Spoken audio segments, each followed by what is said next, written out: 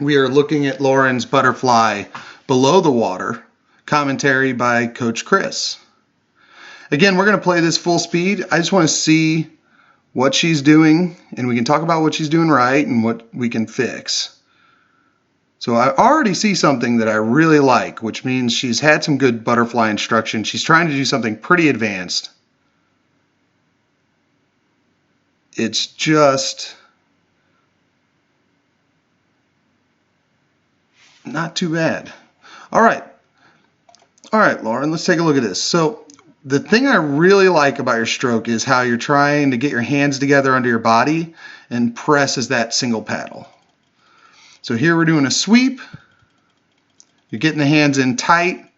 Not a lot of kids in the group, not even the good flyers or really good flyers, can do this. So this is excellent that you're getting in this position, because this is one of the hardest things to teach about butterfly pole.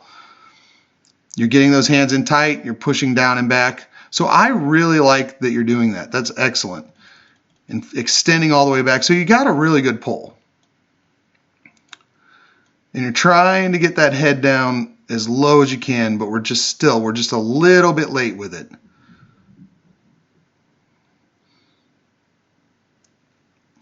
So one of the things I've noticed with the kick, we do have a good 2-beat kick. I think the timing's fairly good, but the one thing I want to nitpick about it is I think you're pausing too much. So here we have this big pause for that breath. We need to keep moving. This is also from that head position, because you're bringing your feet up and you're waiting for that head to get down to finish the kick. And because that head is staying up too late and the hands are getting in front, you're not driving the kick. So you're in this lengthy pause as you wait for that head to get down, and now you're going to drive that kick. That's waiting way too long. You've got a great knee bend, a real good, powerful knee bend, but it's just waiting too long to happen because it's waiting on that breath. So there's that kick. Kick in the front, good. Kick in the back, good. But whenever we take that breath, there's that big pause there, and we just don't want to have that pause as long. And it's just like with your turn. When you're breathing on a turn, everything is pausing and hesitating and adding time because you're waiting on a breath to happen. So we got to get quicker with the breathing. We got to get quicker with the head movements. Keep the head in front of the hands, and that'll fix a lot of this stuff because your kick timing's really well. So we're on the wall. We're going into the turn and just over rotating. So when we go into this turn, you're starting out right, but you're trying to over rotate. We don't need to be toes down, stomach to the bottom. We need to be on our side, feet, knees, stomach pointed to the side.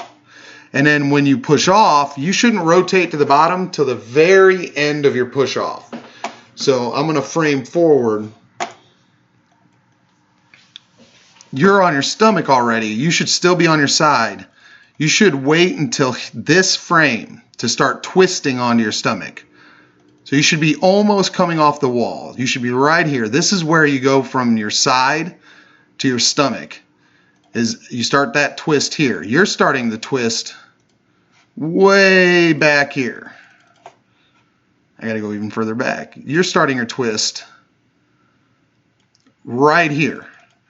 So we aren't even on the up phase bringing the feet to the wall, and we're already trying to twist on our stomach. That's going to really slow down your momentum on the walls.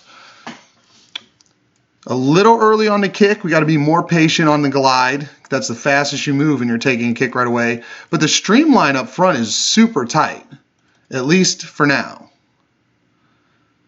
So this streamline's really good. We're still barely traveling up.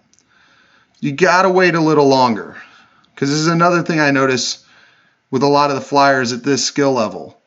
Okay, you're this far from the surface. You're about a foot underwater and you're trying to break out.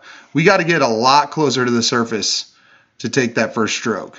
I mean, look at how deep your hands are. That butterfly stroke, you do not want to be that far underwater, because all your energy has to go up and not forward. So wait a little longer on that pull-out. Again, I like the kick. It's just that pause on the breath stroke that's causing you to lose all your momentum. On the non-breathing strokes, the kicks stay constant, but that pause when you take that breath. And so that's good, because that means your fly is 95% exactly where we want it. The 5% is that head timing. And that's why I come back to all our drills, our single-double drills, our single-arm drills, and we talk about that, because all that stuff is for you to try and use that drill to get that timing down. So 2 things to keep in mind. Get the head down and everything will fall in place. But that also means when you get tired, that's what's going to break down. Your head's going to stay up longer. Your stroke's going to break down, because everything is connected to that head. And more errors show up in your stroke when that head stays up like that. So keep focused on that. Now we're going to go to a video of you underwater swimming towards the camera.